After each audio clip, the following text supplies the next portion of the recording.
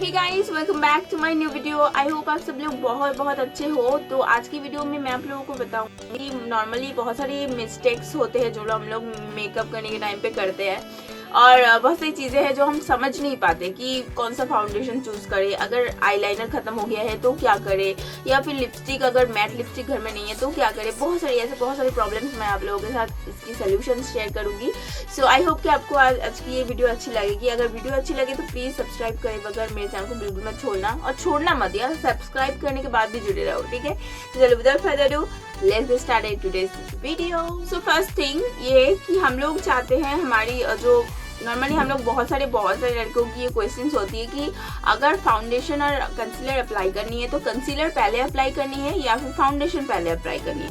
तो first thing मैं बोलूँगी कि आप कंसीलर पहले अप्लाई करो, उसके बाद फाउंडेशन अप्लाई करो। उससे क्या होता है कि आपके जो डार्क स्पॉट्स है वो अच्छे से छुप जाते हैं, और वैसे भी फाउंडेशन हम हमारे स्किन टोन से मैच करता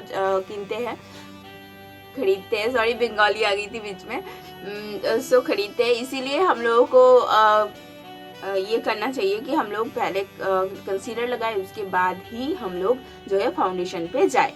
अभी आते हैं कि फाउंडेशन लगाने से पहले, मेकअप स्टार्ट करने से पहले कौन सी स्टेप्स है जो हमें फॉलो करनी चाहिए। तो सबसे पहले 3 स्टेप्स होती है, जो स्टेप्स आपको बिल्कुल फॉलो करनी चाहिए, बिल्कुल स्किप नहीं करना चाहिए। अगर आप चाहते हो कि मेकअप करने के बाद आपकी जो मेकअप है वो फ्लॉलेस दिखे, उसके साथ ग्लॉसी ग्लोइंग सी मेकअप आपकी हो, बहुत देर तक टिके, तो ये 3 जो स्टेप है उस मेकअप से पहले वो आपको फॉलो करनी है। फर्स्ट स्टेप ये है कि आपके फेस को अच्छे से वॉश करनी है। किससे वॉश करनी है? वॉश करनी है मतलब आपके फेस को अच्छे से क्लीन कर लेनी है, ठीक है। आप वेट वाइप से कर सकते हो, या फिर आप नॉर्मली फेस वॉश से कर सकते हो, या फिर जो मेकअप रिमूवर आती है उससे भी कर सकते हो। उसके बाद आपको क्या अप्लाई करनी है, जो नेक्स्ट स्टेप आती है, सेकंड स्टेप, वो है मॉइस्चराइजिंग। वैसे विंटर की टाइम है, अभी मॉइस्चराइजिंग बहुत ज़रूरी है, तो उसके लिए आपको क्या करनी है, मॉइस्चराइजिंग के लिए आपको हमेशा केमिकल फ्री चीज़ें यूज़ करनी है। अब केमिकल फ्री चीज़ें कौन सी है?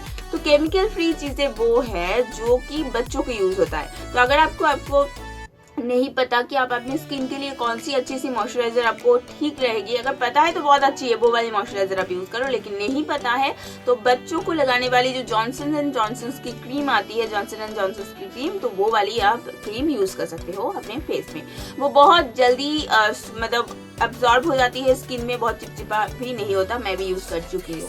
नेक्स्ट आती है हमारी थर्ड स्टेप जो और लास्ट स्टेप मेकअप से पहले, वो ये है कि प्राइमर लगाना। प्राइमर लगाना बहुत सारी लड़कियां स्किप कर देती है और सोचती है कि प्राइमर लगाने से कौन सा नया सा कुछ आ जाएगा। तो फर्स्ट थिंग आपको ये जानना पड़ेगा प्राइमर लगाने से क्या होता है। प्राइमर लगाने से जो आपके ओरिजिनल पोर्स होते हैं, मतलब आपके फेस पे जो हेयर है उसकी जो अब जो जड़ें हैं वो प्राइमर जाके उसको लॉक कर देती है। उससे क्या होता है, बाहर की जो भी आप चीज़ें उसके ऊपर अप्लाई कर रहे हो, फाउंडेशन उसमें केमिकल होता है, जो आप कंसीलर अप्लाई कर रहे हो उसमें भी केमिकल्स होती है, तो वो सारी केमिकल आपकी स्किन के अंदर नहीं जा पाती है, जिससे आपकी स्किन हमेशा फ्लॉलेस एंड ब्यूटीफुल रहती है।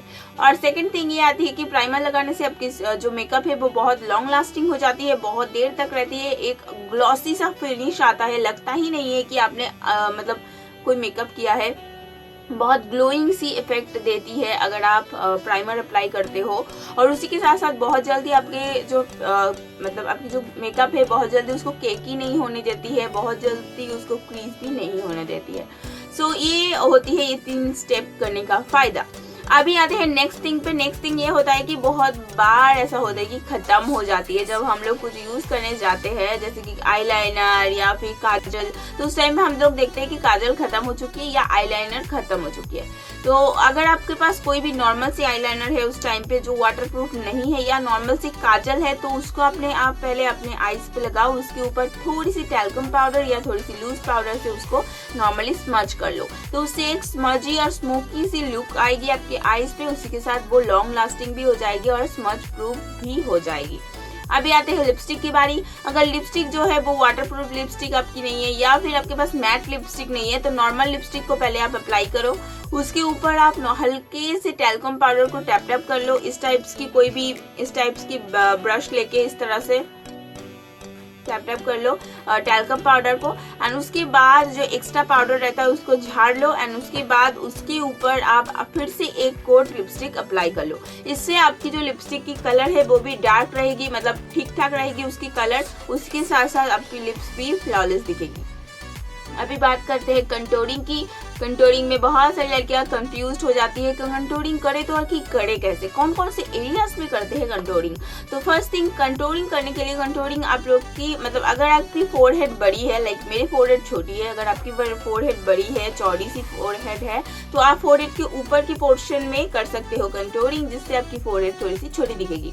अभी आते हैं चिक बोन्स पे। अगर आपकी फेस की एरिया बहुत बड़ी है, मतलब फेस थोड़ी सी चौड़ी है, तो आप नॉर्मली इस एरिया पे कर सकते हो कंटूरिंग। वो आप कैसे करोगे? फर्स्ट थिंग आपको जॉ आपकी जो चिक बोन्स है उसको आपको ढूंढना पड़ेगा। उसके लिए आपको फेस को क्वीज करना पड़ेगा कुछ इस तरह से, उससे आपकी यहाँ पे जो आती है जॉ लाइन वो आपको दिख जाएगी। Why I'm saying jaw line यार, ये चिक बोन्स होती है, ये चिक बोन्स आपको दिख जाएगी और इसी जगह पे आपको कंटूरिंग करनी है। अब आपको कंटूरिंग कितनी दूर तक लगानी है, ये भी बहुत बड़ी क्वेश्चन है। तो आप अपने आईब्रोज की जो एंड है हमेशा उसको देखिएगा कि वो कहाँ पे एंड हो रही है, तो उसके बराबर इस तरह से फिंगर लाएंगे। तो मेरी आईब्रोज की एंड यहाँ पे होती है, तो मैं यहाँ तक ही कंटूरिंग करूंगी, इससे ज्यादा करूंगी वो थोड़ा सा अननेचुरल दिखेगी। अभी आते हैं नीचे की साइड्स पे, मतलब यहाँ पे जो कि है जॉ लाइन की एरिया। तो इस वाली एरिया में भी बहुत सारे लोगों की यहाँ पे फैट होती है, तो उसको छुपाने के लिए भी कभी कभार कंटूरिंग की जाती है। तो वो आप नॉर्मली इस तरह से इस तरह से कर सकते हो, उसमें कोई वो टास्क नहीं है। अभी नेक्स्ट आती है नेक्स्ट कंटूरिंग, वो होती है नोज की। अगर आपकी नोज मेरी तरह है दबी हुई, तो आपको क्या करना है, सबसे पहली थिंग आपको इस तरीके की कोई भी ब्रश लेनी है, इस टाइप्स की ब्रश, उस पर कंटूर शेड लेनी है, और उसके बाद आपको इस तरह से उसको लगानी है। अगर आपको समझ में नहीं आ रहा है कि आपकी आईज पे आपकी नोज पे जो आप कंटूरिंग वाला शेड अप्लाई करो वो सीधी सीधी अप्लाई हो रही है, नहीं हो रही है, कितना गैप रखना चाहिए, बीच में नहीं रखना चाहिए, आपको समझ में नहीं आ रहा है, तो नॉर्मली जो लिखने वाला पेन आता है वो एक थोड़ी सी इस टाइप्स की पेन लो जो थोड़ी सी पतली हो, उसको इस तरह से नोज के ऊपर रखो, एंड देन आप इस तरह से कंटूरिंग अप्लाई कर लो। दैट्स इट, आपकी नोज हो जाएगी कंटूरिंग, नोज की कंटूरिंग हो जाएगी।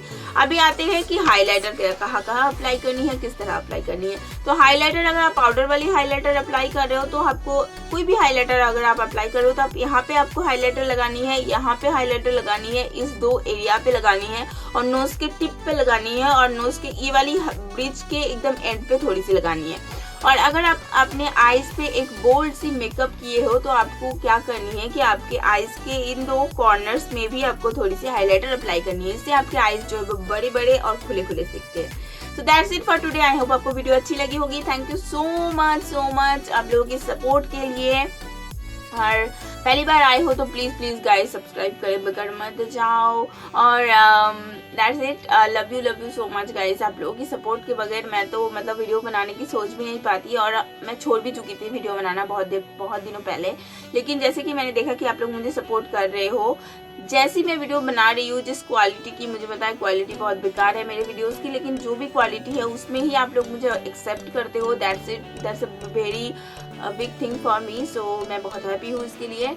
और that's it, bye bye, be happy and be healthy and take very good care of yourself and also your family. Okay, bye bye.